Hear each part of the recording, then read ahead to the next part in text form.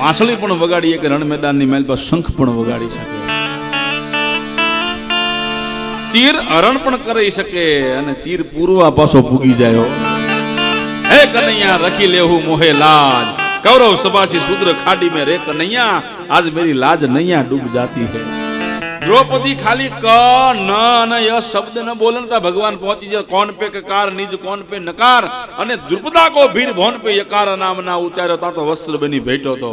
પછી નારી બીચ સારી હે કે સારી બીચ નારી હે કે નારી બીચ સારી નહીં, અને સારી બીચ નારી નહીં આયા તો બાકે બન બારી, અને આખી કચેરી ચકચારી હે. ખાલી ક ન અને ય શબ્દ પૂરો ન થતા ભગવાન પોગી જાય. વસ્ત્ર હરણ પણ કરે અને વસ્ત્ર પૂરવા પણ પૂગી જાય.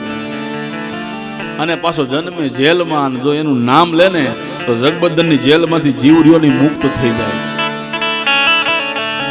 ભગવાન પ્રતિજ્ઞા લે અને પ્રતિજ્ઞા પાછો તોડે હોતી. શું કામ? એ કે સમય સંજોગો પ્રમાણે બધું ફરતું રહે. પ્રતિજ્ઞા લેવાય તે અને ધર્મના રક્ષણ માટે પ્રતિજ્ઞા તોડાય તે. પ્રતિજ્ઞા તોડવાનું કીધું પણ ધર્મનું રક્ષણ થતું હોય તો એમ ના ઈ મજા છે ભગવાન કૃષ્ણ પરમાત્મા.